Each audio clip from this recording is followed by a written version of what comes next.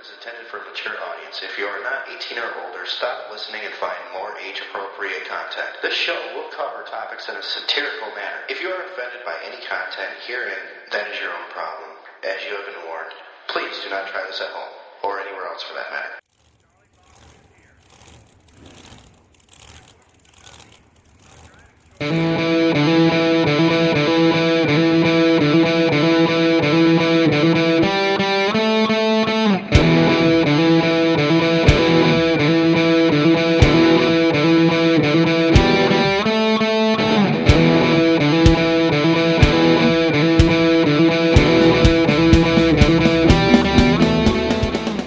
See if we can make sure we can hear you. I'm pretty sure we can hear me. It's my equipment. I can hear him too. Awesome. That's awesome. So we're going to end up starting, and I'll introduce you. Andy, this is Gary that's on the other end of this. Come on, Hey, computer. Gary, how are you, buddy? Oh, there you are. And my other two co-hosts will be here shortly. They are running behind because they're about an hour and a half north of us. Okay. And we can start whenever you're ready. You want me to cue the music? Yeah, go ahead. Cue the music. This program is intended for a mature audience. If you are not 18 or older, stop listening and find more age-appropriate content. This show will cover topics in a satirical manner. If you are offended by any content herein, that is your own problem. As you have been warned, please do not try this at home. So I don't hear or the anywhere music. else That's for a good that thing, matter. right? And now, for the most famous words in motorsports. Okay, all right.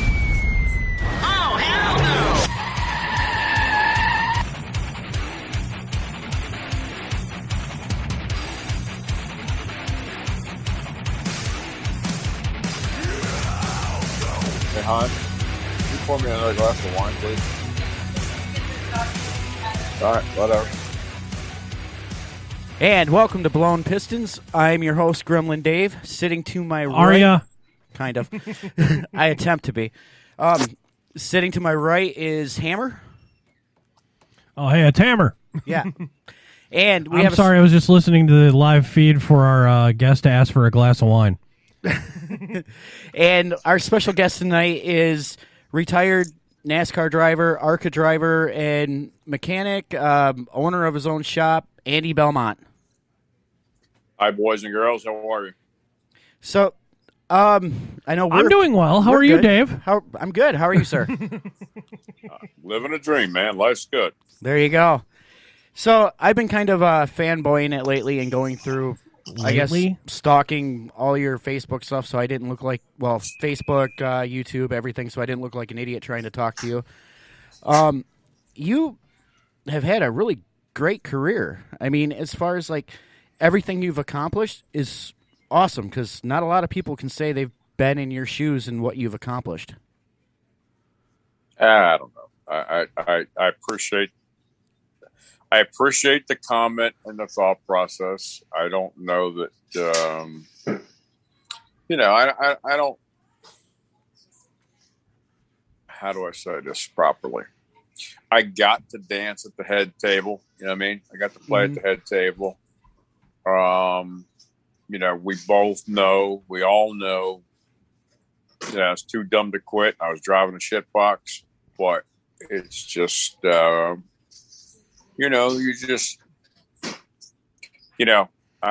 wanted to do it in the worst way. Still do to this day. I mean, literally today, I turned 64 years old today. Oh, happy birthday. Happy birthday.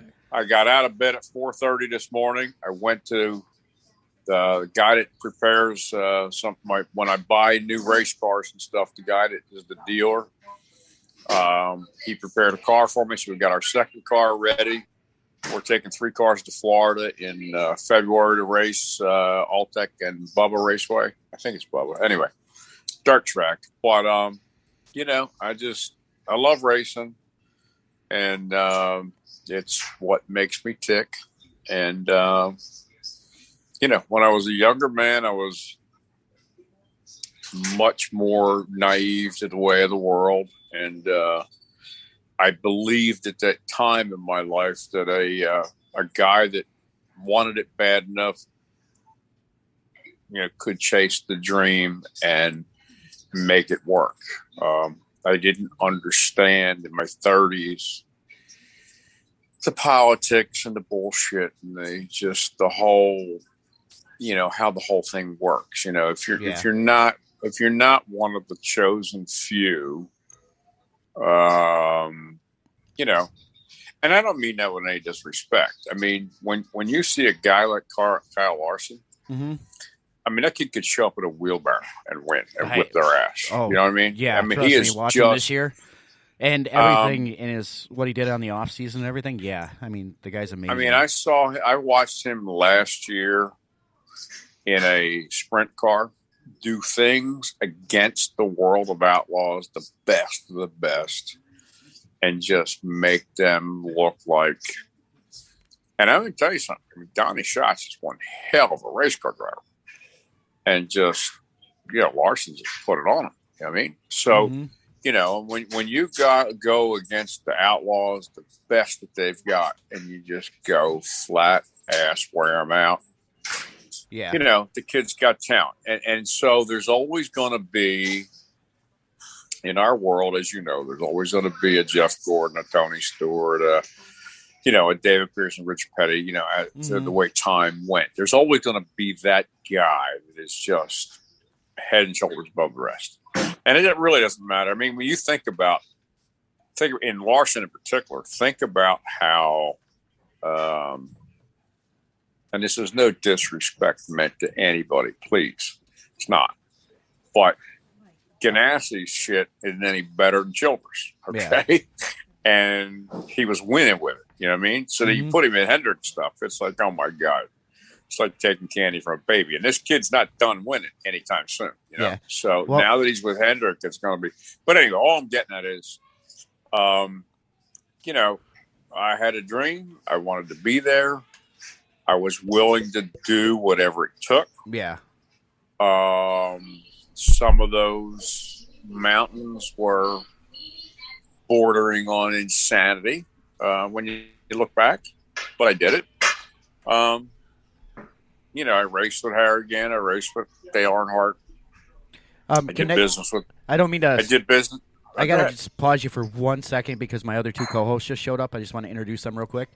Nice to show up, guys. Nice to get here. But I have Tiff is with us and Tony. What's up, guys? Hello. Tip and Tony. Yep. That sounds like something on the menu at Tubby's Driving. Anyway. But, no, I mean, so you don't think it was Chip Ganassi's equipment that was holding him back? Or because, I mean, I know Hendrick has... No, I do. I think that, Chip is a great guy and great organization. Obviously, his Indy cars are Mac Daddy. But, there's a level that Hendrick, Gibbs, and Penske play in that the other guys just don't get to play at that level. There's just no other way to put it. And there's no disrespect intended to anybody. It's just a matter of,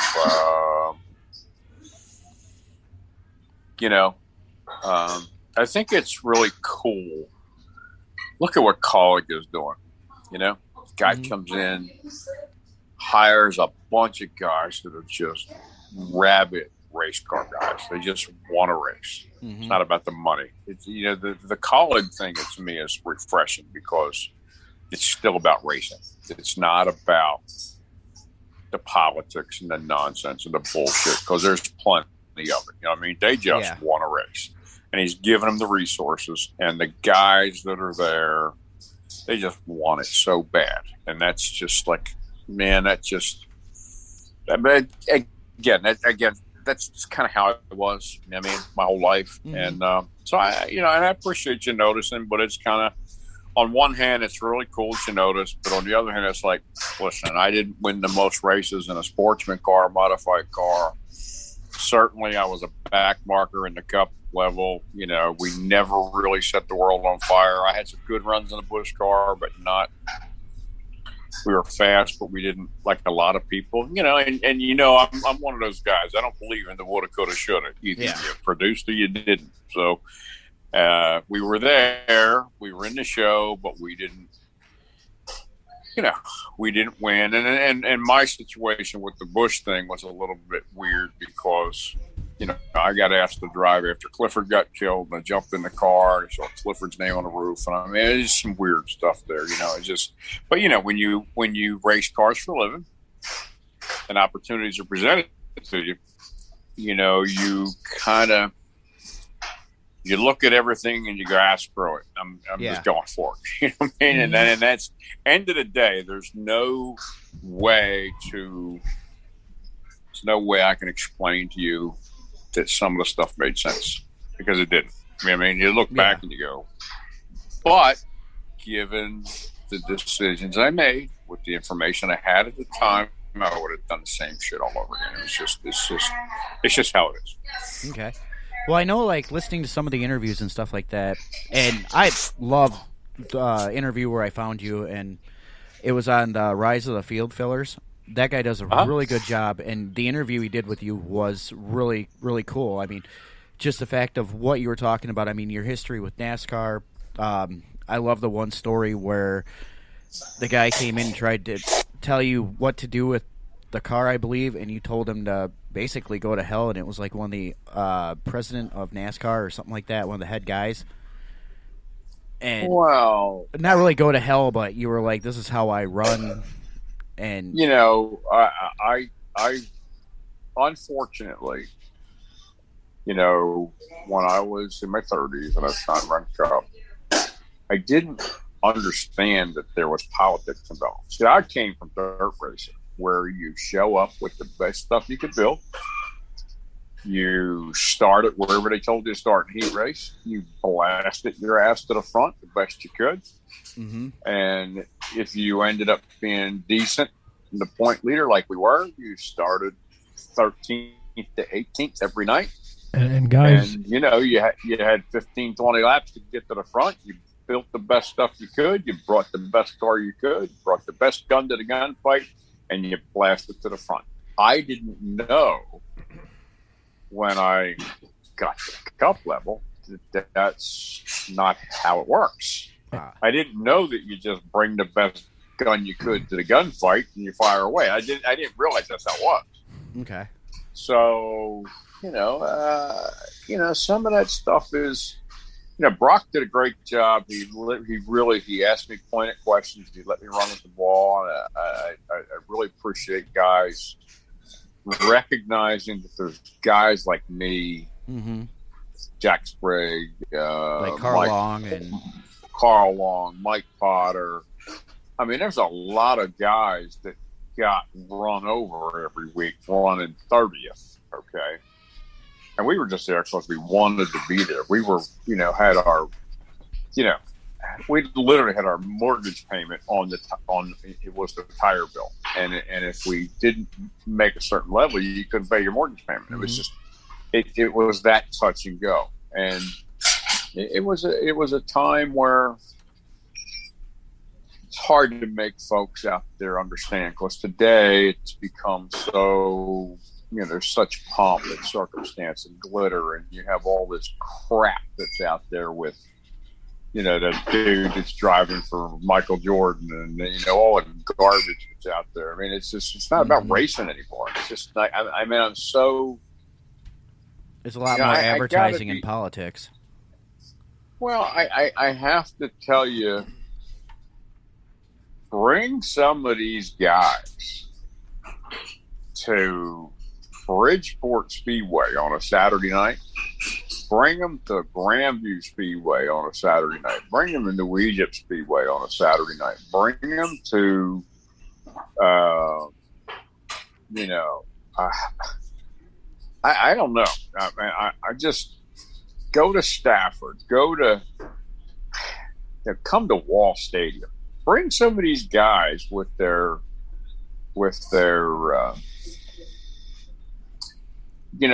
perceived talent. Mm-hmm. Let's race against the best of the best on Saturday night. Let's put them in one of my cars. We won 2 championships this year. You come on out and drive one of my cars, all right? And I'll put you up against the kid that's driving my stuff. Let's just see how you do. Because the whole thing is just, it's become this is the look. This show is kind of cool, so you can say whatever I want to say. Yep, go ahead. You are free. Not going to edit it out, but it's not only who you know and who you blow; it's how you blow who you know.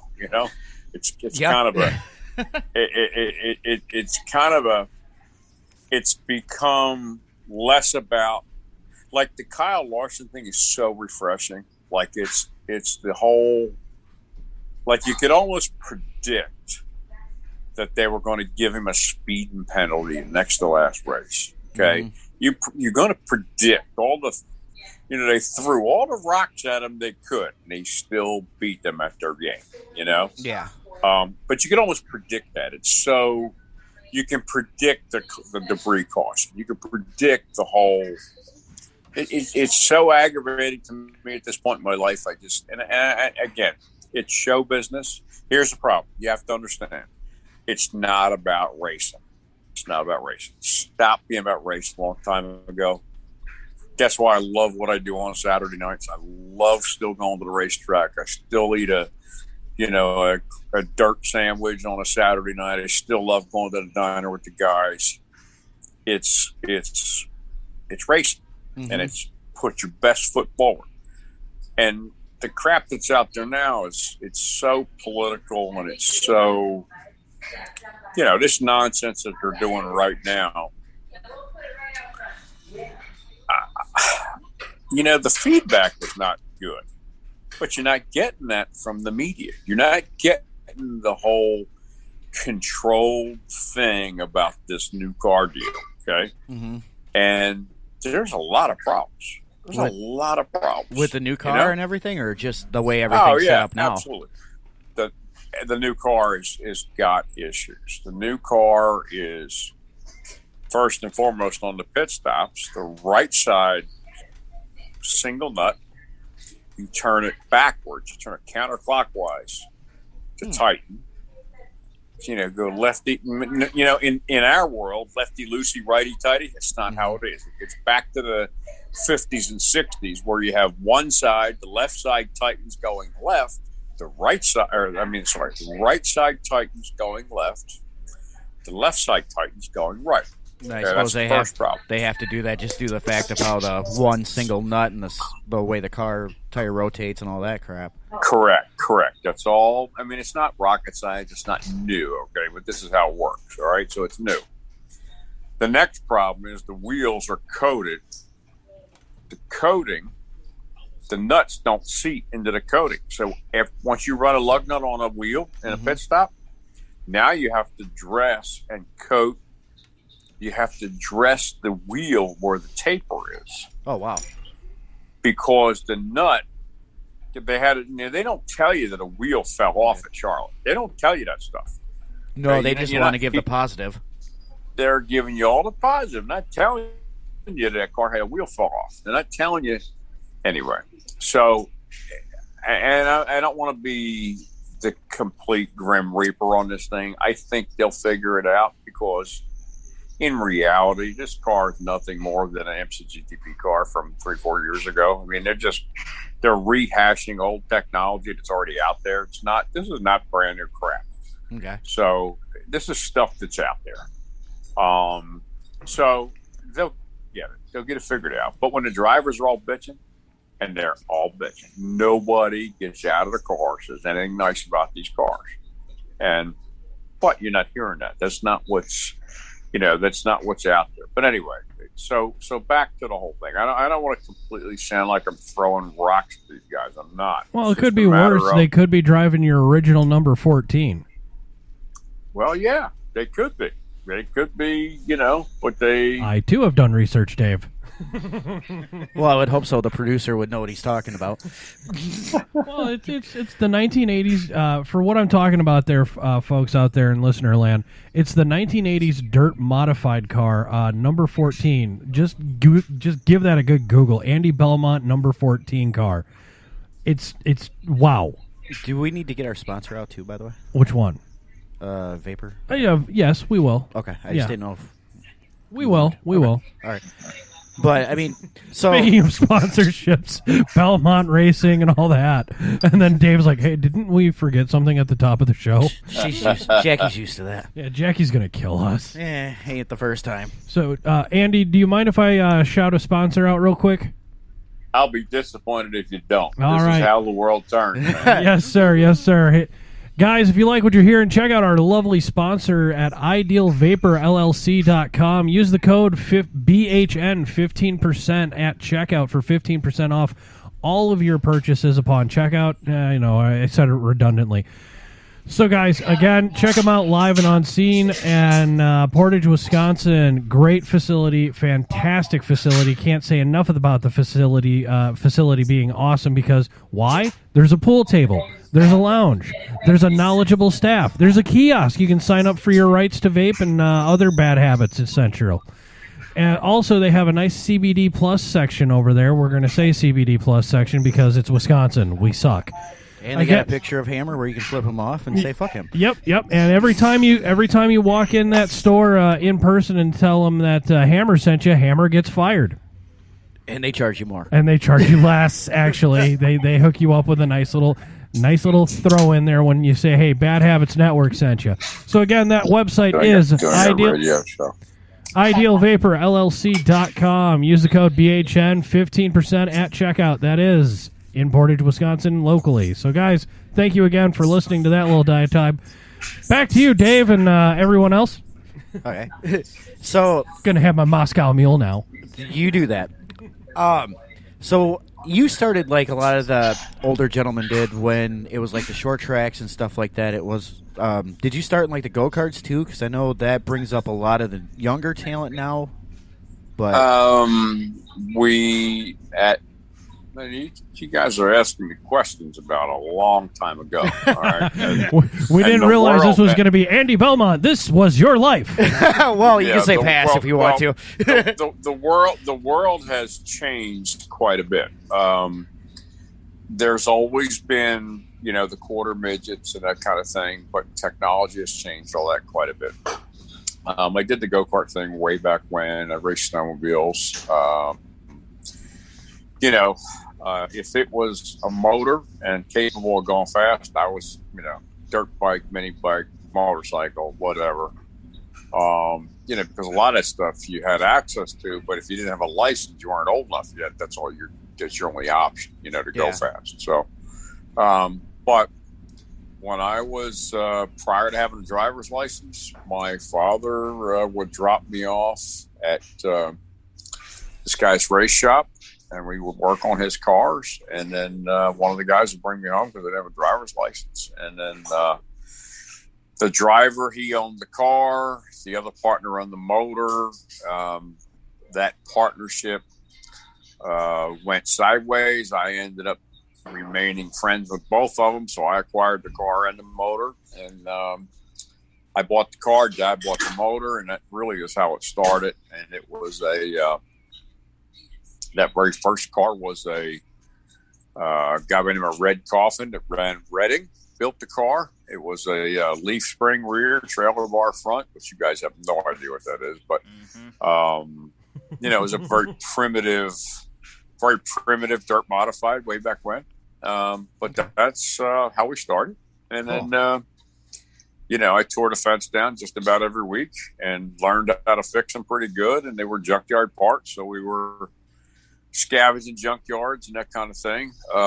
But it's, it's how we started. And I just, we always had decent looking stuff.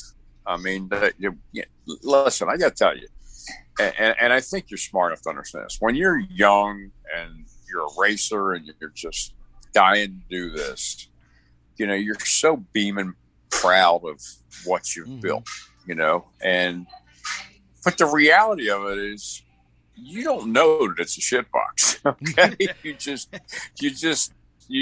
are, you're too proud to know that you're outclassed until you actually get there and get outclassed on a racetrack, Yeah. And then the learning curve is very steep. But I was blessed because I had, my dad, my Uncle Charlie raced sprint cars in the 40s with the old AAA. And then my dad was car chief, crew chief, doctor, of all trades, so to say, on NASCAR's convertible division in the late 50s. I grew up going to the racetrack every Saturday night. We went to, East Windsor or Reading on a Friday night, went to Flemington on Saturday nights, and Nazareth on Sunday nights. That's all I knew. I grew up just, so, we were kind of bred into it, so to say. Yeah. And then that first car was, it was primitive.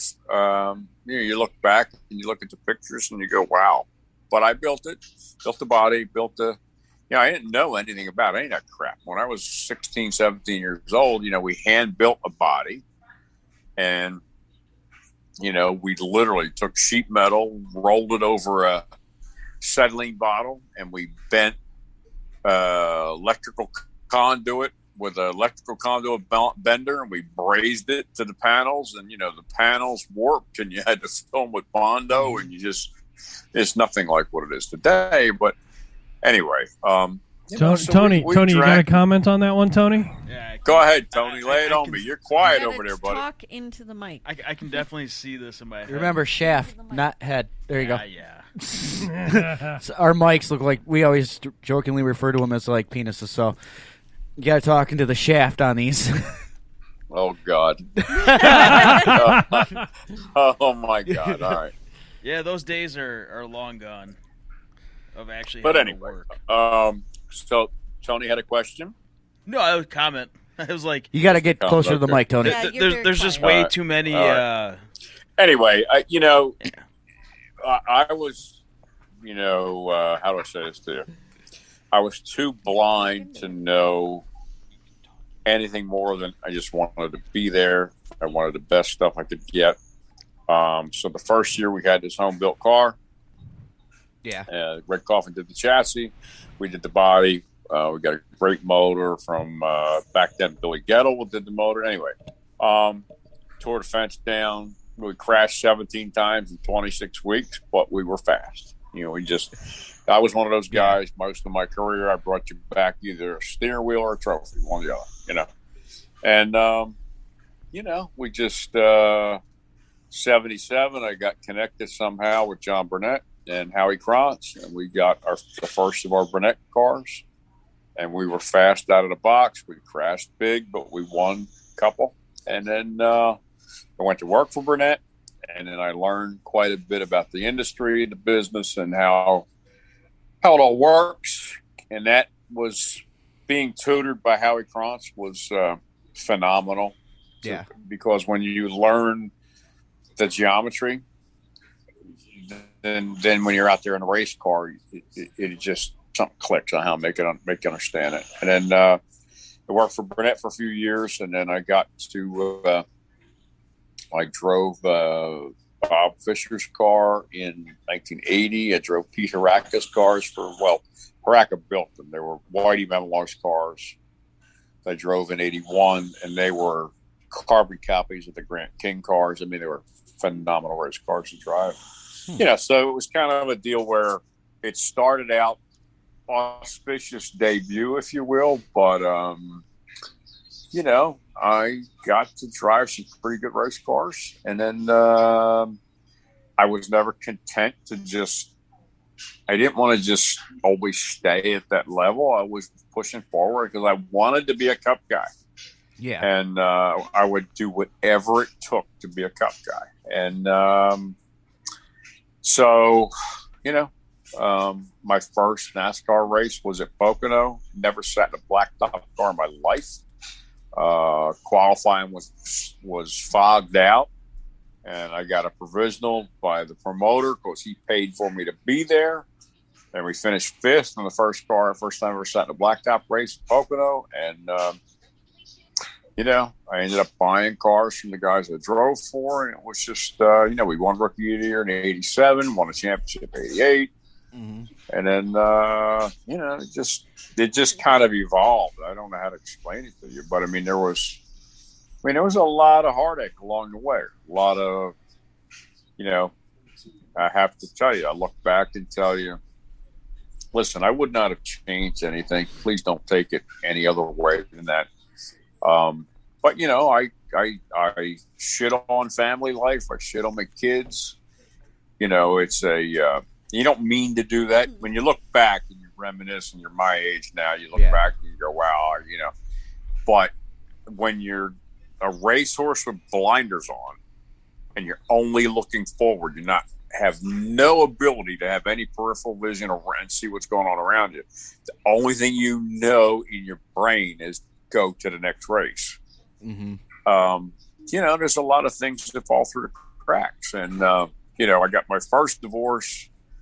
She left me with the kids. So here I am preparing race cars in the shop. I got kids in cribs in the shop. The cribs and the playpens are in the race shop. All right. That's dedication. And, yeah, it's just it's a, some people would call it interesting. I'd say it's probably pretty screwed up, you know, but you know, it's how it was. It's what we did. And then, you know, we just, I got my first ride in a NASCAR car was just really strange. And then how I got my first cup ride was even more strange.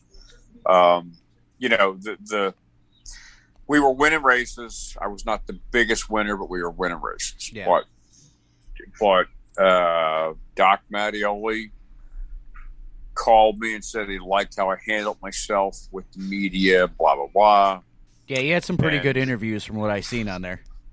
Well, you know, I'm not the most calm guy either when things go sideways, but you know, we did some things. I mean, literally, Doc Mattioli called Belmont's, where you know I ended up owning now, but I didn't then.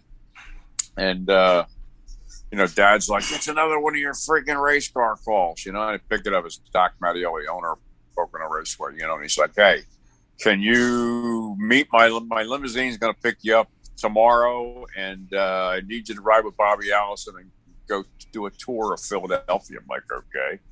And then they took me to the Hilton in Northeast Philadelphia, and I met the guy that I was going to drive for. I saw the race car for the very first time. You know, nice. Seat didn't fit, nothing. You know what I mean? Yeah. But they put it all together, and then you know, and Mattioli, Doc Mattioli, he went so far as hooking me up with sponsors. And I wasn't smart enough to recognize this is, if you play the game right, this is how it works. I didn't know it was a game. I didn't get all that, you know?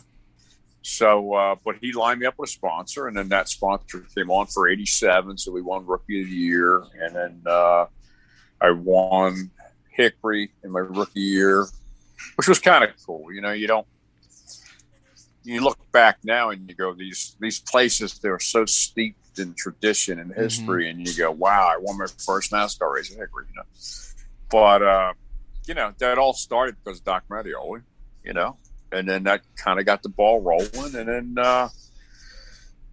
you know, I was leading points in 88 when I got hurt at Charlotte, but I was running a 2-car team. We actually still won the championship with Larry Cottle, but I ended up sitting out. And then, but I mean, it's kind of cool. I mean, Eddie Pearson drove for me. Bill Hennessy drove for me. You know, Bill's best finish in a dash car was in one of my cars. Eddie Pearson qualified third, I think, in Charlotte with us, with our cars. You know, I mean, I wanted it so bad. I just was doing whatever it took. I literally opened a speed shop in Lexington, North Carolina, for the specific interest of building dash cars, so that I could just, you know, and at the time, you know, everybody was driving a Richard Mass or a Bobby Wellman car, and Bobby built great race cars. But anyway, I just came down there and I was like a fresh face. I'm like, well, you know, these are small stock cars. Why don't we just put a Troyer modified front end on them? You know, let's take a stock, you know, cage. So let's just put a Troyer clip on the front so we can make them the same as a NASCAR modified up home that runs Stafford and Shangri-La and all that, you know. And that's what we did. And then we won Well, in '88, we led 96% of the laps run, and we won in 2 years and won 15 races and 28 starts with my cars. So I was pretty proud of that. And it's stuff that we built. And it's technology that I didn't dream it up. I just thought, let's take Troyer front clip. Let's take the center section from Wellman, and let's take the tail clip and let's change it to this, that, and the other. And, we kind of come up with our own concept. But anyway, that's how it all went. I mean, I just kept working. I just wanted it. I'm telling you, if I could have gotten away without sleeping, I'd have done it. I'd have been in the shop working. That's just how we work.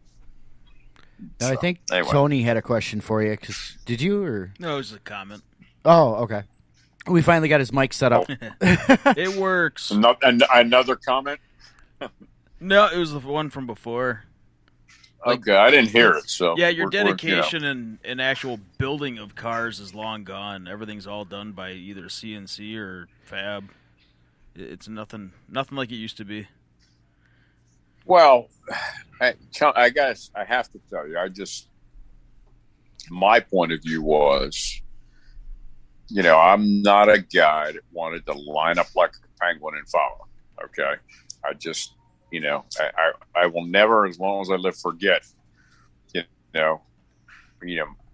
guys that I trusted and believed in kept always saying, and they pounded it in my head, was, if you're not leading, the scenery never changes. Okay. So there was times where, I can tell you this with conviction. I drove a house car for Kneisels in 84, and we won Middletown first night out with the car, brand new race car. Transmission wouldn't hardly go into gear. Truck broke down on the way, all the bullshit you can ever imagine. Anyway, we win the feature at Middletown. We won the opener at Nazareth with that car. And then we took it back, and the guy that built the car wanted to cut the torsion rack out of the car. It's like we weren't fast enough. We're winning. Yeah. I'm like, okay. So we cut the tail clip off a brand new race car. And then I took it to East Windsor and drove off in the corner and rolled the son of a bitch over because the frame drug in the ground, But I was trained to not ever be content with good or good enough, or, we won by 2 car lengths. We didn't want to win by 2 car lengths. We needed to win by straightaway. We needed to lap the field. If we didn't lap the field, we weren't good enough. You know what I mean? So, and so that always put me in the mode to always build, always keep fluffing and buffing. And I never really fell in love with race cars because how people always say, oh, they love this car, that car. I had 1 or 2 cars in my career that I wish I had back. But over the years, we'd get a car pretty good, and then I would go, we need to do a bunch of changes here. We would change the roll cage. We would change the offset. We'd do a whole bunch of things, just build a new mousetrap. And sometimes it really worked, and sometimes it was a colossal disaster. But it was a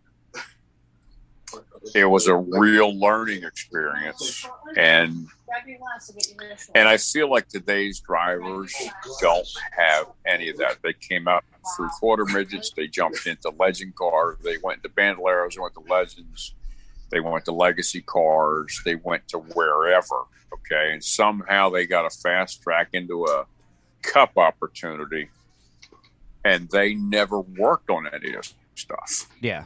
And so they don't have a, it's actually quite interesting if you go to a test and you see the guys at the pipe system and data feedback in the cars, and the engineer's telling the guy what the car is doing, because his ass is not telling you anything. Let me tell you something. When you drive off in the corner at Pocono, you get down to those, you're going down that long straightaway and it goes 3, 2, 1, and you're 205 at the number 1 driving that bitch off in the corner. The deal is your ass puckers up pretty hard if the car's a little loose. Okay. Yeah. So, but today these guys don't have that feeling because they got engineers telling them, oh, well, let's change this shim or let's do this or that. You don't have a Ryan Newman in his prime, a Mark Martin. I mean, there were some guys that were just freaking in a different zip code. They were just that much better because they had that feel under them in the car. Today, you don't need to have that because you got 40 engineers telling you what to do. Kind of like what they used to say with Earnhardt, where you could see the air. When, like, driving to Talladega and Daytona, where it'd always be like, well, I can see the air. That's how I know how to pass and where to go and everything. There are guys like Earnhardt that just had a sixth sense, okay? Don't get me wrong, there are guys who have won races who have done well. But there are some guys that are just, Jeff Gordon, and I don't know why people didn't like him. I got no idea. His popularity seems to be better now that he's a TV broadcaster than it. He had people that loved him, and he had people that just despised him. And I think the ones that despised him were the ones that were Earnhardt fans when he kicked their ass.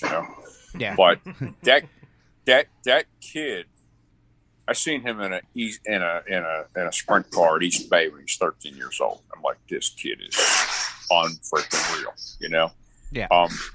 There are guys like that, like Earnhardt. Yes, when they say he could see the air, look, you and I both know you can't see air, but he could feel.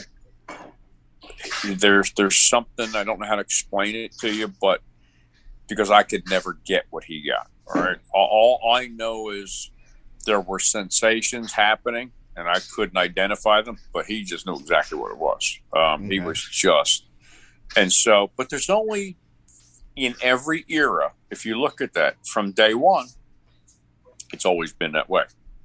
Way back when, you had the Flock brothers, before his death, you had Fireball Roberts, you had Junior Johnson, you had guys, Freddie Lorenz and, Leroy Yarborough. I mean, you think back, Cale Yarborough, Jaws in his day, Darrell Waltrip in his day. These guys had that certain shoot spot in a race car that they were just like, you could put everybody in like merchandise, and I believe that today because that's where we are. Today we're in a field of 40 IROC cars, and you got the same, 7 or 8 guys winning all the time. You got the same teams winning all the time.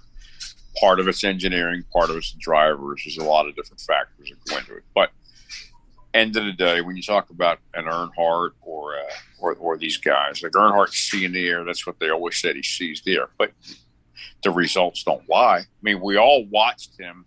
I think his last Speedway win was Talladega, right? He came from 18th to the lead in 3 laps. Yep. I have watched that literally 500 times. And you just, and did he rough up some people? Did he run 3 wide on the bottom? Did he use other guys, the other 8 tires to get the thing turned? Yeah. But, he was, what I liked about him was he was a no bullshit customer. He was going to the front. What I disliked about him was he was a no bullshit customer. Okay. And I mean, he ran over me at Dover just for the sake of running over me. And after the race, I'm like, damn, I couldn't get any further out of your way. He's like, I was just teaching you a lesson. And he just smiled. And he just gave you that shit-eating grin. And I was dumb enough. I said, well, what was the lesson? And, but anyway, it's, you guys asked, I've been blessed to have done some of the things I've done.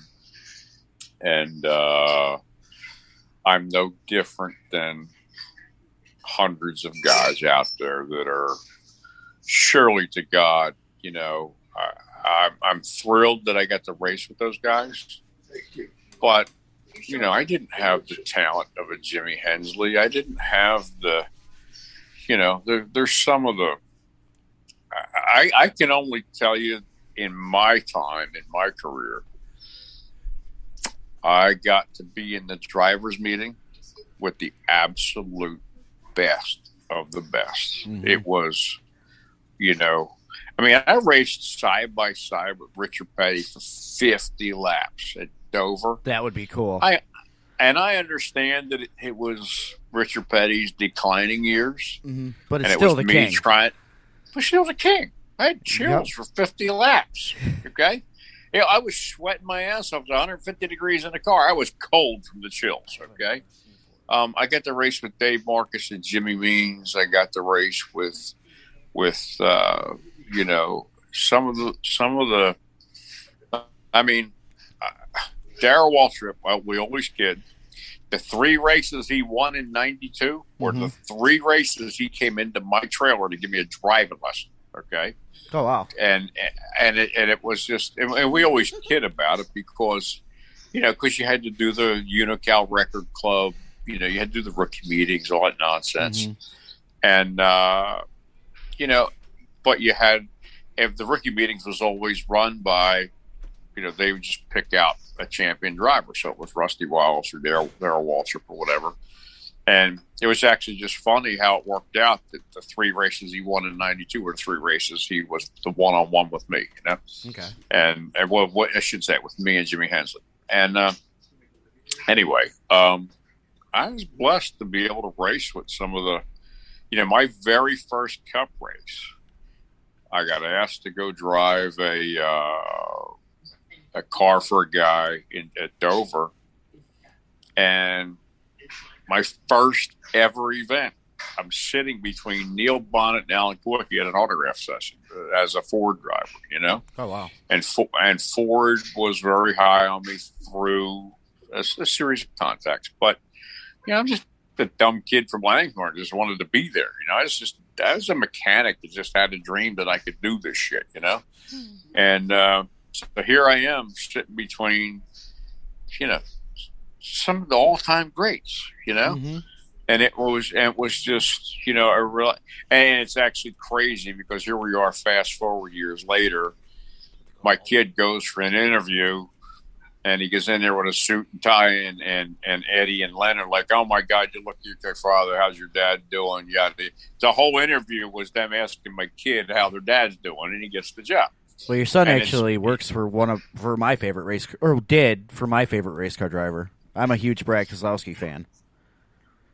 Keselowski is a great guy. I've tried to actually get him on, but he's never answered me. let's not focus on your failures with a jackass. Let's focus on your successes with a legend. He's not a jackass. Well, he's awesome. No, he's a legend, though. No, I mean Brad. I'm talking about Tony. I mean, it's not like I got Kyle Busch. I'm trying to get Kyle Busch on or something. Sorry, not a huge fan of him. Why would you even bother? Thank you. Why? Him, Denny Hamlin, just cannot stand them. I got to tell you a Kyle Busch story. We're at Pocono. He comes there as he's absolutely a cold ass rookie. Just came out of Legend Cars. He's driving Hendricks number 87 Ditech, whatever.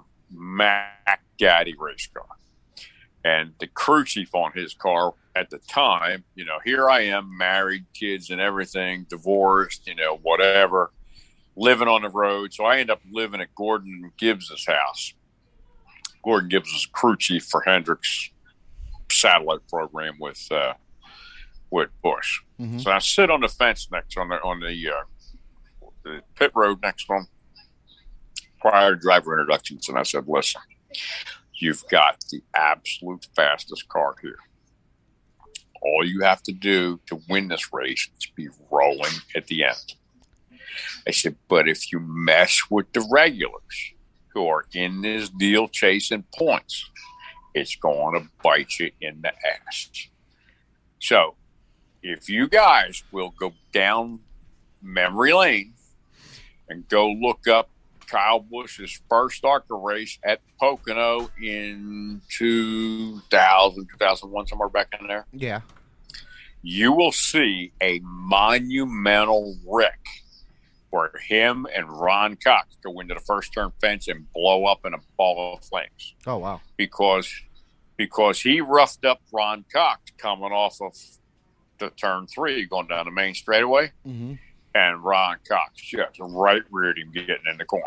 I try to explain to the guy, don't do this shit to the regulars. This is what we do for a living. You're coming in here.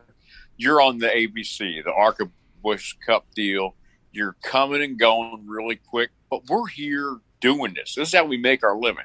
Don't screw with our living. And he come in there. He didn't want to hear any shit that anybody had to say. And he could have easily lapped the field. And he ended up, that thing was taken. I mean, that car was graveyard dead when they took it back, okay? There was nothing you're going to say about that race car. And he's such an ignorant, arrogant asshole. And, you know, and it's just, look, he's done great. It's awesome. I'm happy for him. He's one of the best. If I was a car owner at that level, he'd be the guy I'd choose. But he's not the most nicest guy, okay? Well, you can tell that from all his interviews, especially the one like where he said, I'm just here so I don't get fined. Yeah, right. I mean, I don't know. I mean, Keselowski, I got to tell you, Kez still gets it. I raced with his dad. Kez was just a kid when we raced ARCA with his dad.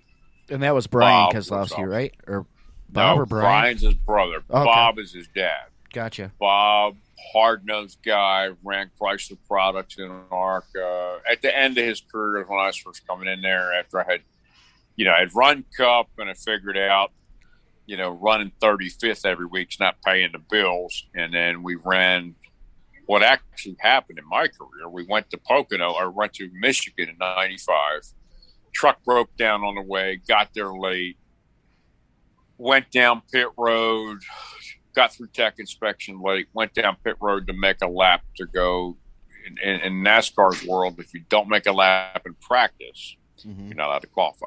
So here we are hustling to get on a racetrack, blah, blah, blah. Long story short, so hood pins got forgotten, hood blows off. So we never make a lap. We take the green. We never take the next lap by. We don't get scored a lap. We can't qualify. So here we are, Michigan, Goodyear tires on the car, hood tore all to hell, and NASCAR says we can't qualify. Like, what the frick are we going to do? So at that time, so we just rolled over to, we pounded the shit out of the hood, straightened everything out, rolled the car over to the Cups or the ARCA side of the garage. Now you have to understand, this is 1995. It's the middle of the Hoosier Tire War. We're the only Goodyear car in the race. So, because that's what we bought. And so Goodyear probably wanted you on there. Well, I don't think Goodyear gave a shit, but you know, here we are. Okay. We're the only Goodyear car in the race, and went from being a back marker 35th on the Cup side to being able to race with Jeff Purvis and Finch's car running up front in an ARCA race. And we come down pit road, and I didn't have any money. So when I came down pit road for tires, I fully expected the guys to come over the wall with scuffs, and the guys come over the wall with brand new Goodyears. Oh, you did this story on that show. I love the story. Yeah, and I'm like, what the hell's going on here? And I'm screaming into the radio to my Uncle Tom, what's going on? Where the hell are we coming up with $2,000 to buy tires? Blah, blah, blah, blah. And he's like, calm down, everything's going to be fine, blah, blah. And then his voice comes over on the radio, Don Hawk, who got me my very first Cup ride. He said, those tires are compliments of Dale Earnhardt Incorporated. And I just went, huh? You know. So, I mean, you can go back and look. We ended up fourth. We were fast enough to win. You know, the woulda, coulda, shoulda bullshit. But we were fast enough to win. L.W. Miller puked the motor in front of us. We got pinched in the fence between them. Both sides of the cars were bitch slapped. We still finished fourth. Jeff McClure and I beat the hell out of each other the last few laps. And there's a personal story there because Jeff and I shared a building in Denver, North Carolina. So we were just beating the tar out of each other for fifth, you know. But, but the whole deal being, that's when I realized my guys were like, here we are on ESPN getting interviewed. We made more money running in the top five than we would have made running 35th in the Cup deal at that time. And that kind of convinced us that we need to go to the ARCA side of the fence because I knew talent-wise I could get it done. Well, we just couldn't.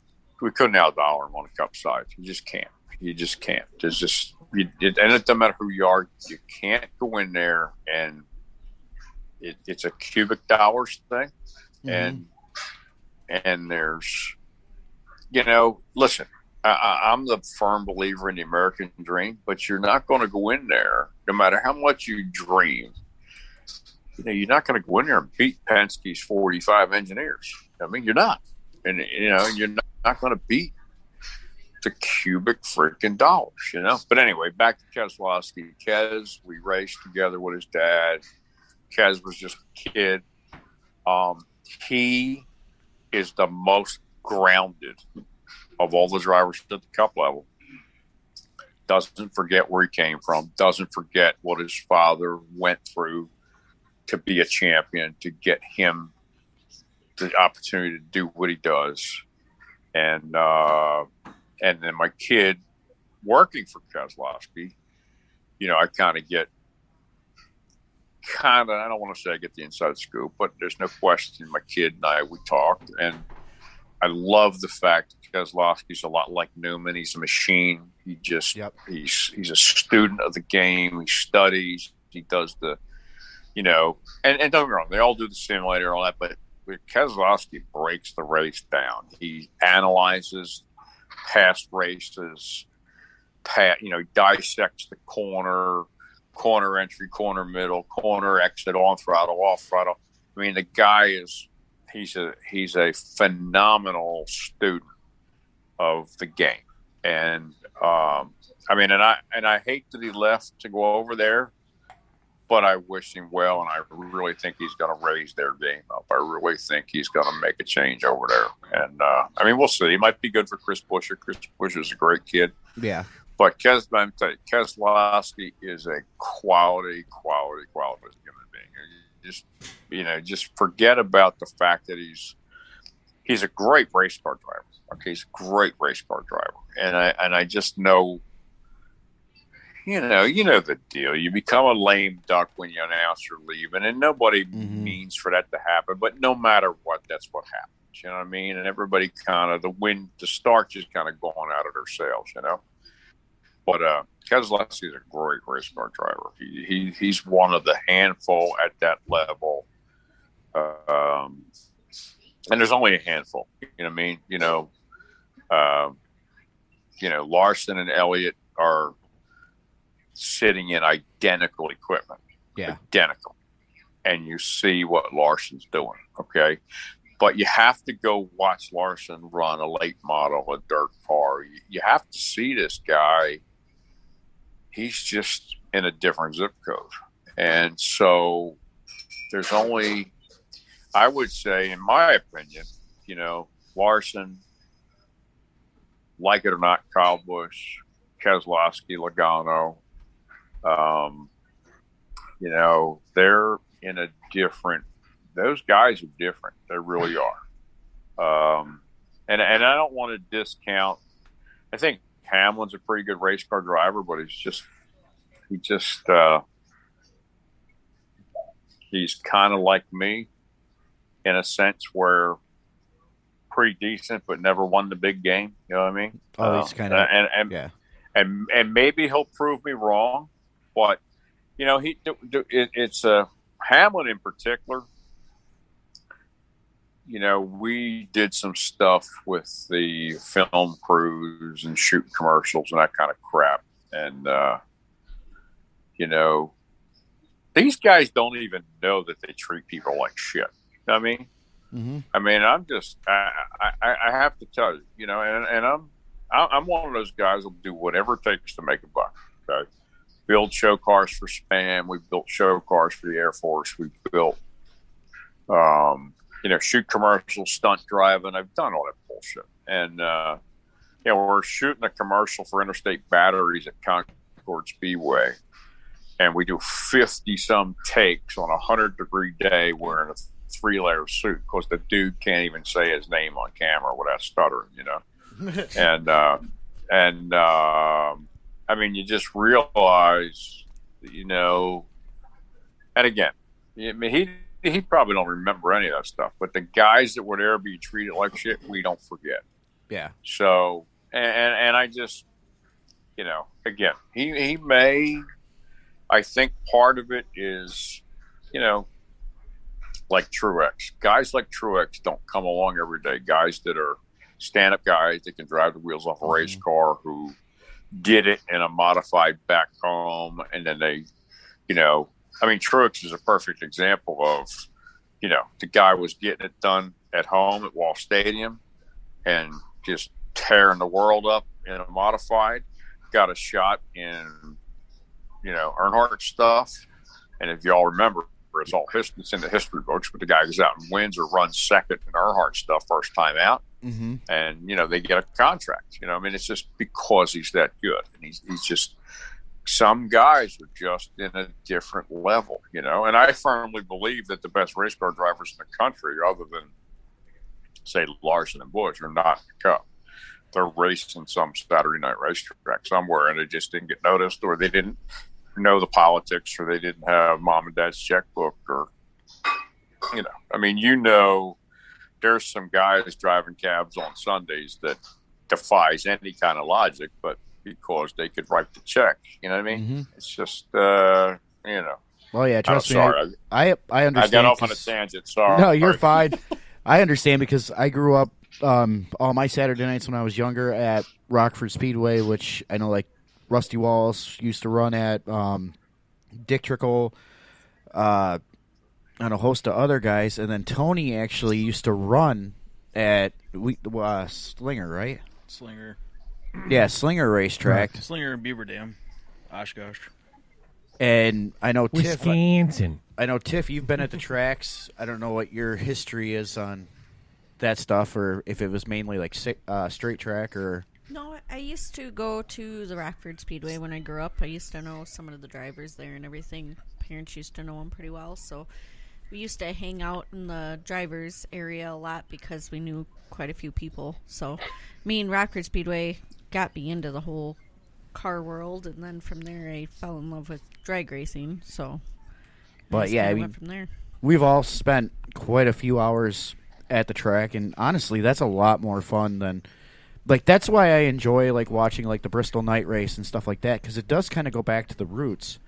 But it's still not the same as if you're out there on a Saturday night, Friday night, watching the local guys that you actually can go down in the pits, talk to, hang out. I can take my kids down with, and they're like, oh, yeah, you want to sit in the car? Go for it. I don't know, being the fact I've never been in the pits of a major NASCAR race, if that's the same, but like the local guys seem to have more heart involved with the community in a sense. I don't know that that's changed. When the demands at the top level are pretty messed up. I mean, you can't imagine how many different directions guys are getting pulled, but you go to a guy like Logano, you go to a guy like Ryan Blaney. I have personal contact with these guys, so it's kind of like I can tell you straightforward how truly sincere these guys are when people come up and they'll do that very thing. It's kind of crazy. I think it's try to explain it to you, but they all have handlers and they all have these people that are trying to be the gatekeepers, insulating them and that kind of thing. But they're just regular guys, just like you and me when it comes down to it. And when somebody loves it or is as excited about it as we are, that's infectious. And it's, the guys at the top level, I wouldn't want anybody to think that those guys are not that way, because I've seen every one of them do what you just said. Okay. At many different levels. It's always a joke with Randy LaJoy and I. They were trying to make ends meet at Rockingham one time, and I bought tires for Corey. And I bought him 2 sets of tires at Rockingham way back when. I said, don't forget me when you hit the big time, And all those guys are that way. They love it. Kids come up, they would put them in the car. Yes, they would do that. But the problem is now it's like a force field around the car, and you got handlers, and you got all these people. This whole level of, there's all these tiers and levels of bullshit that you got to get through, and you just can't. I mean, that's the one part that troubles me. I just wish I could get Steve O'Donnell and Steve Phelps and all these guys that are making the decisions. All right. I wish I could just get them all to go with me to a drag race, and let's go walk up to John Force's pit. Okay. Let's walk through there and see how accessible these guys are. See how different they treat everybody. Yeah. It's a complete different, if you go to a Formula One race, and I'm just always so, every year I go to Texas and Montreal. It's a guys' weekend thing. We just have this ritual thing we do. But you go there, and you have all the pomp and circumstance and all that stuff. But they have this mandatory deal where it's like an auditorium, and all the drivers are there for a Q&A, and they each have to do 10 minutes, and it's like the Free Speech Friday with Dave Moody. You can ask them any damn thing you want, okay, and they got to answer. And it's accessibility, and I get so pissed off at how, what makes the peers in our sport, what makes it so that they have it so that you can't get these guys, that they're not accessible, that you can't. I mean, listen, nobody loves racing more than me. Nobody loves what I do more than I do. I eat, sleep, and drink this 24/7 to this moment in time. And, I love that my kids down there in the trenches doing it.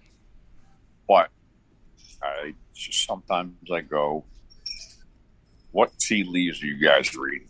This is not rocket science. Okay. This is not rocket science. It's, when I was a kid hanging on the fence at Trenton Speedway, 1967, when Richard Petty drove into Victory Lane, that guy hung around till it was dark signing autographs. And I have my tickets to this day signed by Richard Petty. Okay.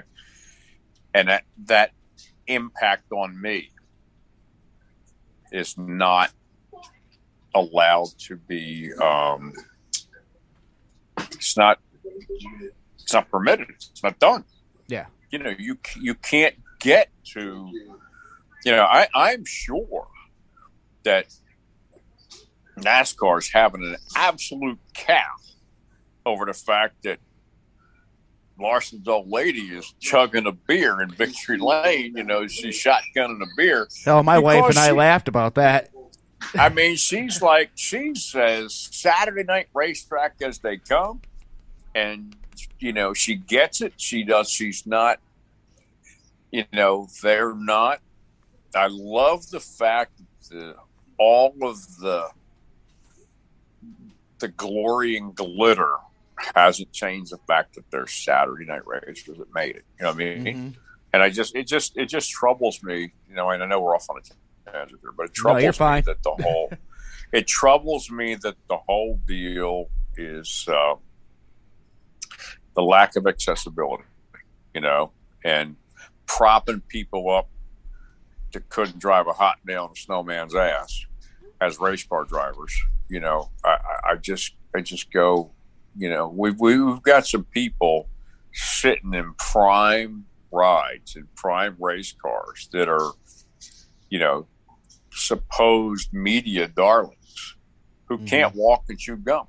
And I don't understand the whole agenda. I don't understand any of the politics of that. And to this day, that was the problem with my career. My career, when I was 30, here I am 64, but when I was 33, 32 years old trying to do it, I just wanted to be a racer. I didn't understand that there was political games that you had to play. I didn't understand that there was, when I had an argument with Bill Simpson, it never occurred to me that I was making a tragic political mistake telling Bill I wasn't going to wear his shit because I was getting showy helmets and Design 500 suits and Diodore shoes and whatever for free because I drive. You know what I mean? I race cars for a living, and having to pay somebody $1,100-$1,200 for a driver's suit to get a free helmet, I didn't get that. That math didn't compute then. It doesn't compute now. But you know, you don't know who you're screwing with, boy. I didn't get it. You know, and so, you know, those are some of the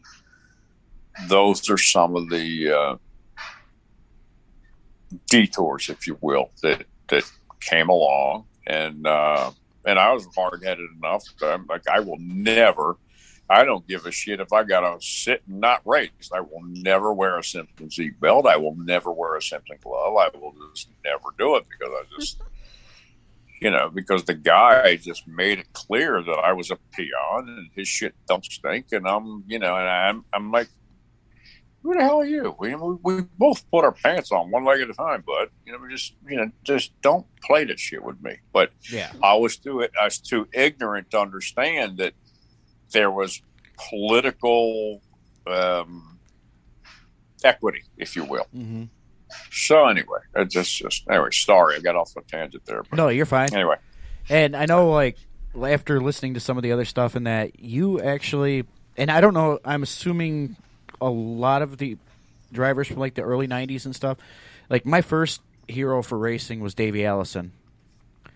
And I believe you were talking about, there was a story on there that when he ended up getting hurt, you were the one that brought your car in there so they could do like the molding for his arm and everything, or his shoulder. Yeah, well, our shop, we were from Pennsylvania. Literally, Pocono Racetrack was an hour and a half tops on a slow day from our shop. So, and we were already, at the time, you know, we were driving Fords. We had a relationship with Ford. My first Cup race was in a Ford because of past Ford relationships. Anyway,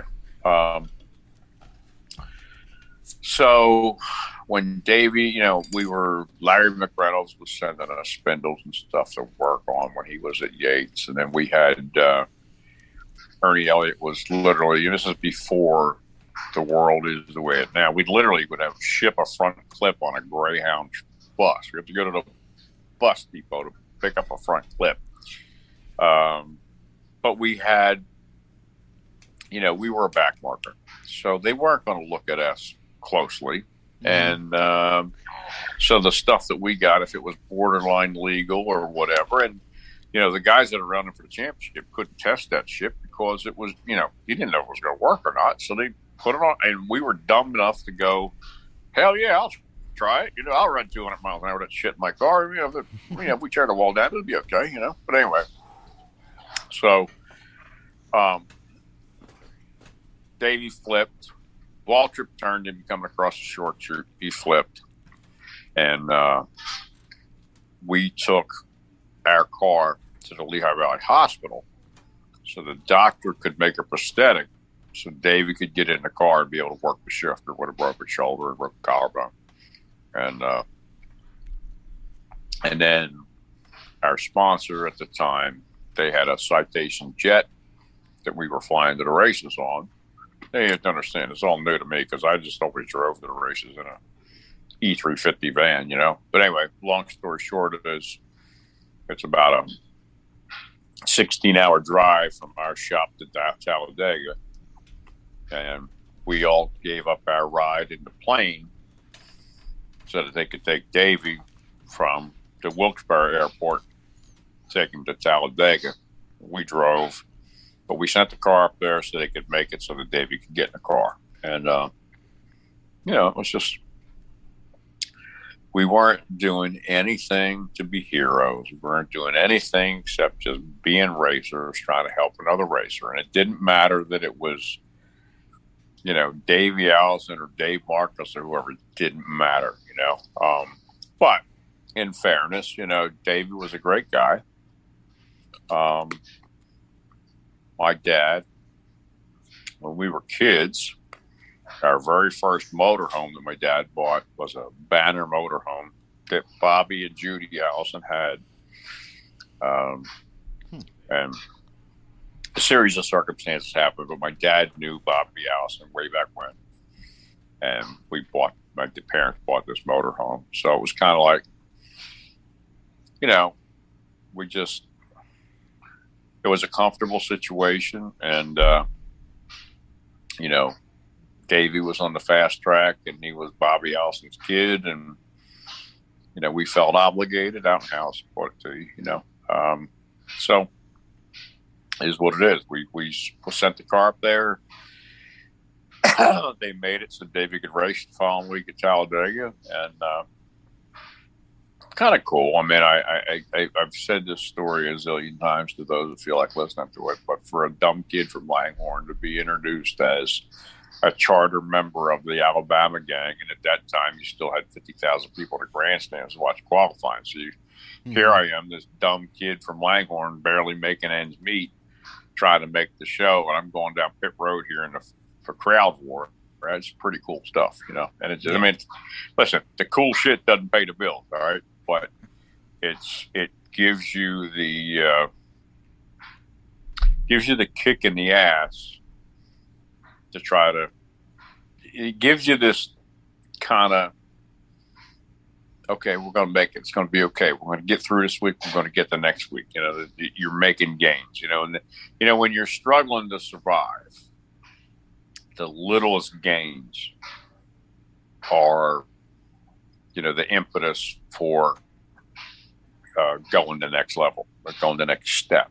And I mean, we could have drew our asses up and went home and never come back, but it just, we always managed to find a, you know, silver lining in the cloud somehow, even though it was raining most of the time. And, you know, and don't get me wrong. I mean, we were treated by,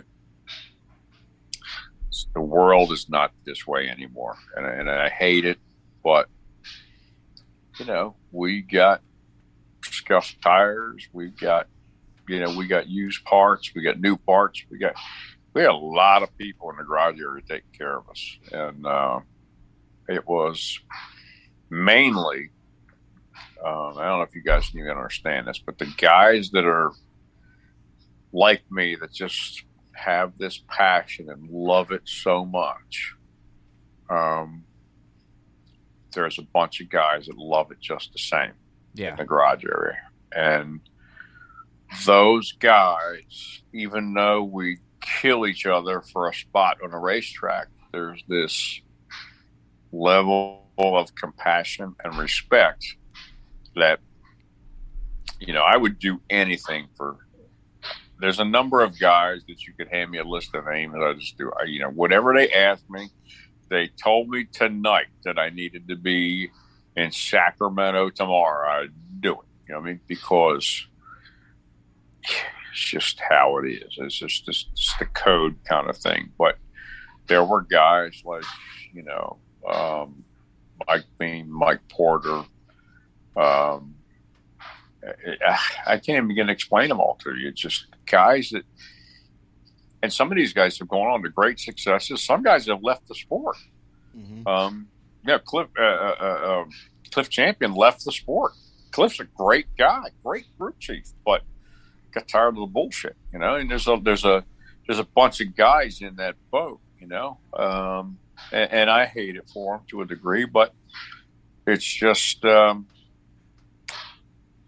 there are a lot of guys, and I hate to say this because I don't know who the hell's listening and whether they're paying attention or I'm boring them silly, but you know, there's a lot of guys in the Cup car, the top three levels, Cup Garage, Bush or Xfinity, whatever the hell they're calling it these days, and the trucks. A lot of guys that have just gone through the motions because the paychecks are so good. Yeah. And there are guys there that they love it and they're ate up with it.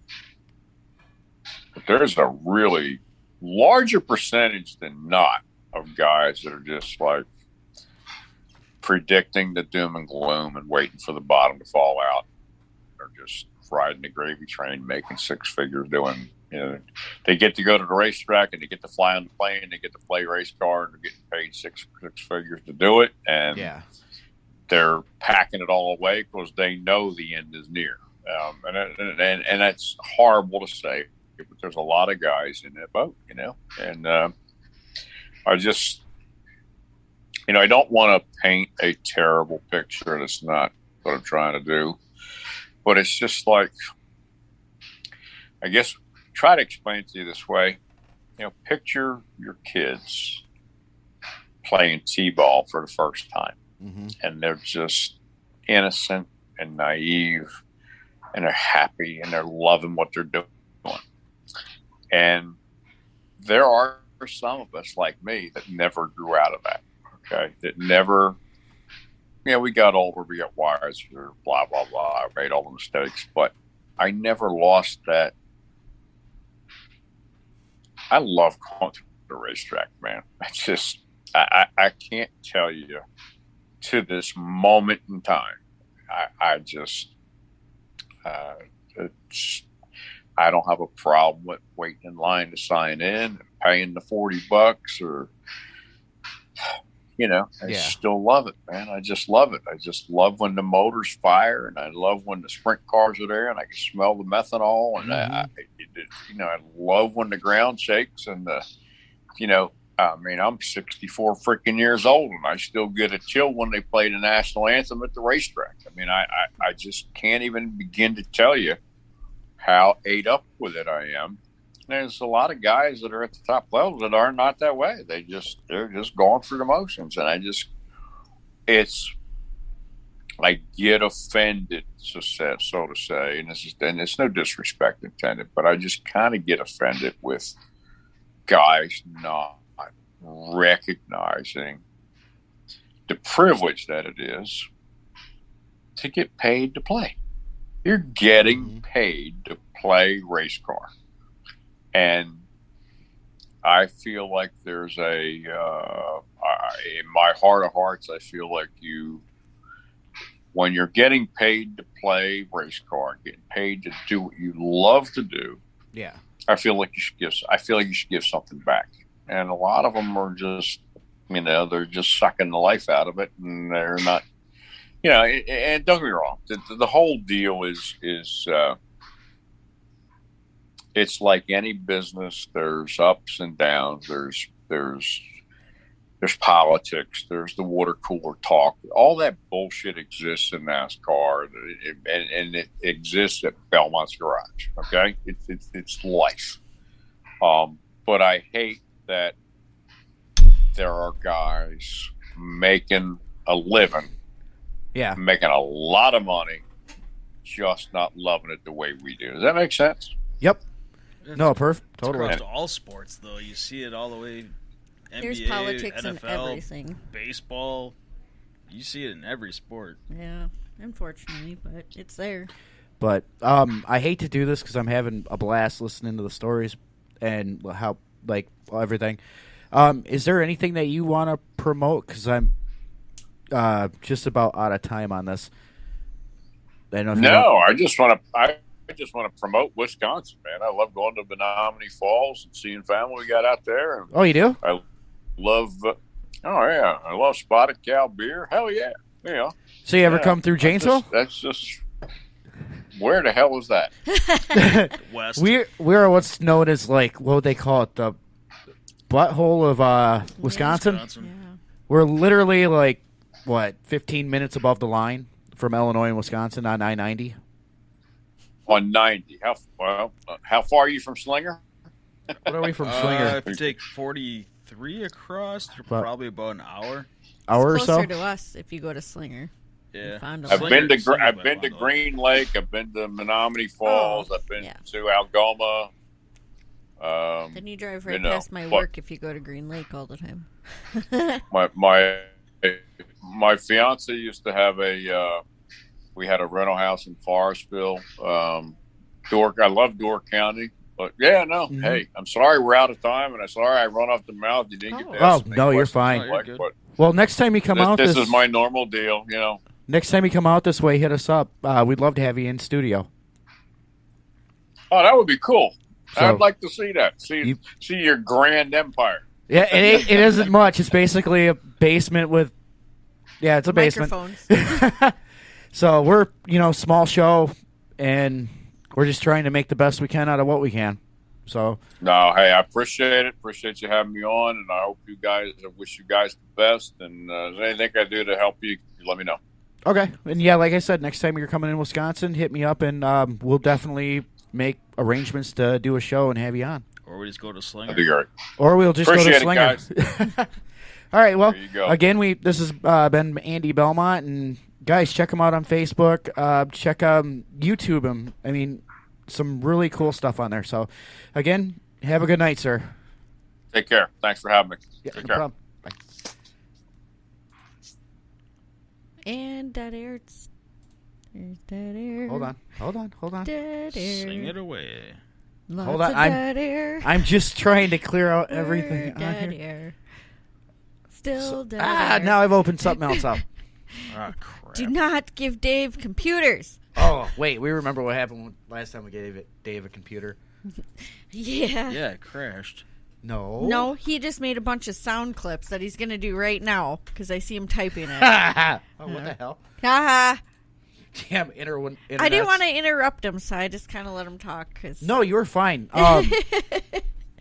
No, that was really cool, though. I mean, hearing some of the stories and everything else on Yeah. it. And If he goes to Slinger a lot, plan a Sunday. Because you can sit right on turn 1 up by the racers' families. That's usually where I like to sit, is in turn 1. Because, it's probably one of the coolest spots to sit. And the whole time I was trying to get Tony to talk about when he was racing. I know, I just didn't want to stop him. So, Yeah. it was one of those I just let him. Usually when we have people on, I just let them talk. You know. What in the hell? God damn it, Dave. Is this what you do at night instead of jerking it? Or A few moments later. Yeah, that's exactly what he's doing. I'm done. Boom goes the dynamite. hold on, I might be able to. Wait, what's this one? Holy shit. That was this morning. And That was welcome cool. to the shit show called Pistons. Oh, shit, I can't do that one anymore. We got a cease and desist on that one a long time ago. Whoops. My bad. Sorry, Gary. Really? Once more? We really couldn't do that. Oh, one, huh? hold on. No, it's trademarked. Huh? It's trademarked. Aw. But it's on a soundboard. Yeah, that makes no sense to Ooh, me. this one should be good. Gotcha, bitch. So when we don't have people on, this is what we do, is listen to Dave play with the soundboard the entire time. Oh, yeah? Well, screw you guys. I'm going home. Oh, wow, he's actually leaving. Oh, there's Gangnam Style. Oppan Gangnam Style. Gangnam Style. Oppan Gangnam Style. I don't know how long this is. Gangnam Style. Oppan Gangnam Style. Oppan Gangnam Style. Okay, I'm just going to kill that. Thank you. Good job. We're Raven in the studio. How that song ever made it anywhere. Stop it. That song is awesome. The dance is even better. Dave got a soundboard for a second. I Oh, found God. out Found the sound. the Whoop'em Gangnam Style. Huh? What? Yeah, I'm talking to Tony. Andy? No, No. we were running out of time, so I let him go. He actually does come into... Sorry, we're talking to Hammer, and I realize that you're only getting half the conversation, so you're probably thinking, what the hell is going on? But he actually has family in Wisconsin, and so does his wife. So I gave him an open invitation next time that he is in the area. Just let me know, and we invite him in studio. Yeah, Be if you awesome. if you listen to this replay, sir, don't. We No, are like horrible people. Like I said, it was awesome hearing the stories, and especially like the older race car drivers and that, and a lot of them, some of them aren't with us anymore. I mean, especially Right. Davey Allison, and just the stories he had. I know, like, if we'd almost have to plan like a full day to have him in studio to get everything. Yeah. I mean, he was just I don't awesome. think you'd have a full day, man. We'd need to figure out like a whole video. weekend. Do like a video interview would be awesome. Yeah, to be honest with you. Yeah, subscribe to our Patreon. That doesn't work anymore, folks. Just donate to our shit. Yeah, give us money, see stuff that You gotta don't remember, like happen. his first ride was basically like a 1950s old school. Like I don't know how he went straight, which it didn't. It rolled, but But I mean, it was just it made sense when he was talking about the leaf spring rear end of the freaking trailer front end. I was like, oh, that ain't gonna work. It's gonna squat. But no, it was really cool. And if he's still listening, thank you, Andy Belmont. It was. And if you're listening to the replay, well, Dave sucks. And that's it. Screw you guys. I'm gonna. Oh God, look at what you. Take it away from him. Do it now. He's starting. Diddy Mao. Oh Jesus. What? Blown Pistons. Listen to a former NASCAR driver and Dave playing with the soundboard. From Gundam style. Is that what it feels like? What? To be on the receiving end of that? I think so. Yeah. Okay, no. Fuck you for you taught your son something that drove me absolutely ape shit. Which when he's your youngest, when he spent the night and hung out with Bronson. Yeah. He would sit there and just go, ha ha. What the fuck? You are your father's son. So, Dave, can I introduce the gentleman who just sat down? Sure. No. No. I'm just going to hang out. One eternity later. What is this nautical nonsense? So, gotcha, bitch. So, now you know how it feels. Yeah, I do. Folks, you've had the control of the soundboard before, sir. Once before. Yes. It's not good. You gotta take it away. It was made in like the late 2000s. Are there any current sound bites on there? I know there's this one we used to play all the time, I believe.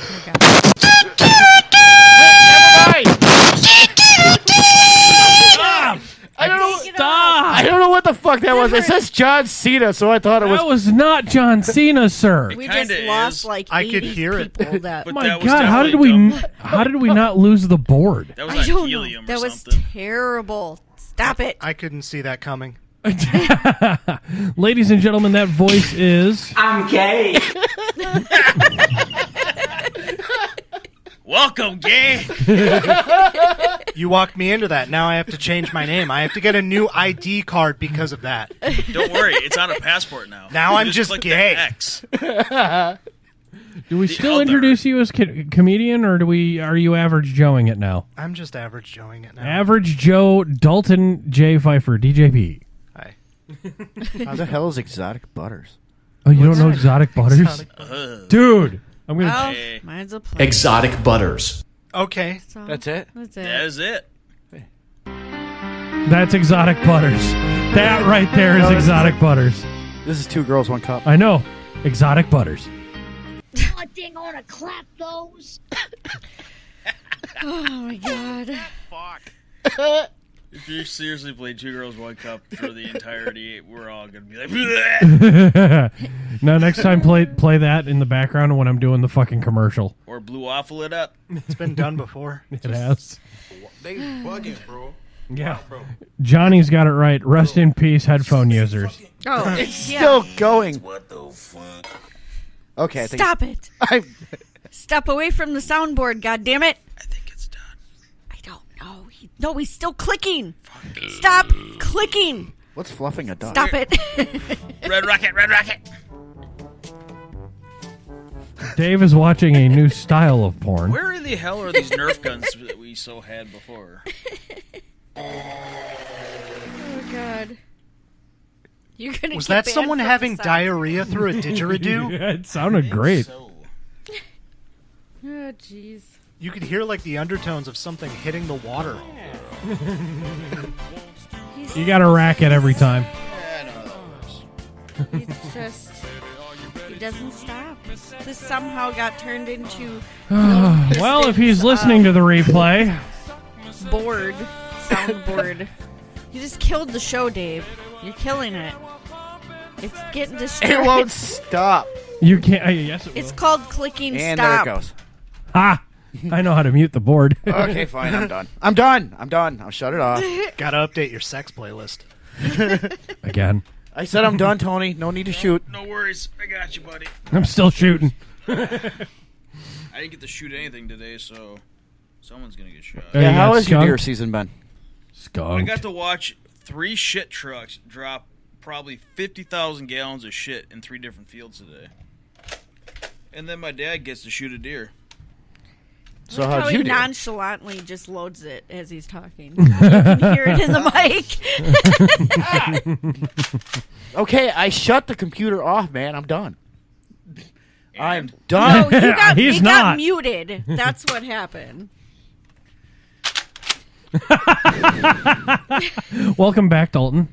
It's good to be back. You've missed some fun. We've upgraded the studio with Nerf guns. Computers, Nerf Yeah, guns, I left- And if you look behind you on the little storage face. bullshit prize box behind you on the floor, you'll find all of the Nerf guns directly behind you. Ha ha! Ah, my nipple. Oh my That's where I was god. aiming. My nipple? Yeah. Okay, I'm good. I gave Tony the I gave equalizer. you 8. There's 8. Oh I my am gosh. breaking shit. You are. Shit is broken. What'd you break? Oh, boy. Don't worry about it. I got Nerf guns. Okay, cool. I'm going to supply everybody. All right. I want one of those high-powered ones that I had before. Dave, you're in the car. All right, you're the driver. What's your name? Tony.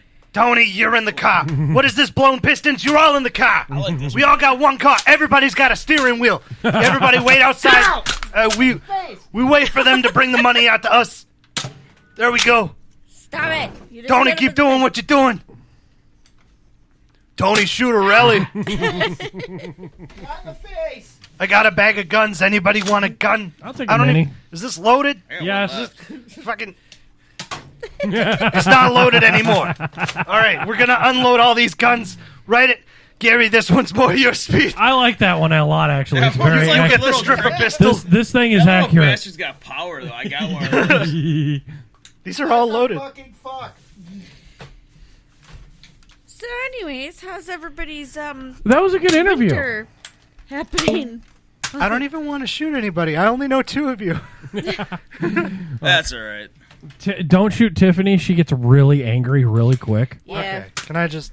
I mean, Dave shoots her right in the fucking sternum. Hey, where'd mine go? I'll hide. is that loaded? It was loaded. Oh, okay. You got the safety on. What kind of chump? There's a stash under here. Damn it. Surplus. This is what happens when we do this shit again. Oh, what the shit? So, Oh, goddamn computer screen in the way. You gotta aim over it. I'm trying. Well, guys, if you like this show, check out the other shows that we shoot each other on at the How end. could anybody like this? I don't know. I don't know. We don't even know why people listen to us. But they seem to. They keep coming back. They like the torture, I think. It's really what it is. It's not in the face. It's empty. So how is everybody's beginning of the winter so far? So far, so good. I'm still working all the dang time. I don't like it. I hate cold. It's depressing. Go on. I got the truck running finally. Hey, I seen that. You want, Yeah, it's you here. want another gun? Congrats. My dumbass is continuously Okay, on take the whole fucking bag. Clubhouse. Nice. But I like people. These are empty. Now. why? I still need to do my project at some point. Are we talking Frankengoat? Yeah. Finally got my headlights. Oh, hell yeah. Only took you half a year. Yeah, God it only damn it. took me like its entire life to find headlights for it. Truce. Some nice ones. I got Funny some we nice have this headlights. book in studio while we're shooting guns. What's that? The Art of War. I was about to say, what, Alex Baldwin's biography? Oh, go. What, too soon?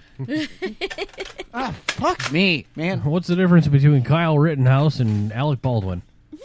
One's getting off. Wow. That was actually not a fucking planned joke. Pretty good, though. Yeah. So, I don't know. Do you want to kill blown pistons instead of no, BHN? You just want to kill us now, huh? No. No, I just didn't know if you wanted to go a different direction. We can. I mean, Dalton's here. We haven't seen him in over almost 6 months. Do you want to do a shots from the balcony? We can if you'd like. Okay. Well, guys, anybody want to promote anything real quick? No, I mean, I was Frank already and Goat. talking about it, but that's okay. It's fine. Yeah, You were he still was talking? too busy shooting your bow. No, I'm getting shot in the face. Sorry, it's hard to concentrate. Cars, Not we're the going to first get time. you where you're going if you know how to drive us. Is this Russia? Yeah. In Soviet Wisconsin, car drives you. All right, guys. So check us out on Facebook. We are on Twitter now. Well, I am. You're on Gremlin Twitter. Dave. Instagram. You've been on Twitter. You've been on Twitter for a while. You just haven't been active. Oh, Twitter. Yeah, I'm sorry. TikTok. Yes. I didn't do anything. I was going to do something with TikTok, and I You didn't. did tonight. create a TikTok. Okay. Yeah. Blown Pistons or just yours? I know this is gonna go. Right? What? Hey, look! I'm driving my Mustang. There's a nice looking crowd. It's only like what? Not mine. 4 Mine's the second wrong clips, year for right? that. It's what? I don't know what TikTok actually is. It's just a video site with a bunch of videos. Yeah, random short stupid clips, shit. right? Yeah. Basically, what TikTok is to me is It's shitter just- killer. Well, yeah, and it's just basically random people trying to become famous. Yeah, pretty much. Boobies. Just random Lots. people doing There's Of no jig- boobies. There's Not on- jiggling Successful about Not it, on. though. No, yeah, no. A lot of jiggly boobies. because they ban pretty quick. Yeah. Yeah, So, I mean, if we went on there, I don't know if they keep us or not because I don't know how they're. Our boobies are always jiggling. They Not trip our us. boobies. everything's Facebook now. But- Snapchat, True. Instagram, Meta. TikTok. They're all owned by Meta. So, guys, you basically look up any platform and try finding Gremlin Dave, and more than likely, hopefully, it's me, except for Pornhub. That's somebody else. You weren't able to get that wait, one, huh? Wait. No, you I went- tried. What? I'm kidding. No, you're not. You should just see the way this guy folds his dick. He's the true gremlin. So, anyways, guys, it's been Blown Pistons. Thanks again to Andy Belmont. Check him out on Facebook. And like I said, check out his YouTube stuff. He's got there's a really cool YouTube video of him doing a wreck, like flipping in the air. He gets out and he jumps on top of the car and he's like, yeah, like, excited as hell. And they're like, well, you act like you just won the race. He goes, no, my spotter's radio doesn't work. And I wanted to make sure I told him I was okay. So, but anyways, guys, it's been Bone Pliston. Blah, blah, blah. By the way, Blah, blah, blah. 6 years ago Blah, blah, yesterday blah. was the anniversary of me saying Blown Pistons. All right. You really blew that piston. Yeah. I did. So, anyways, well, fuck you guys. We are out. Peace. No.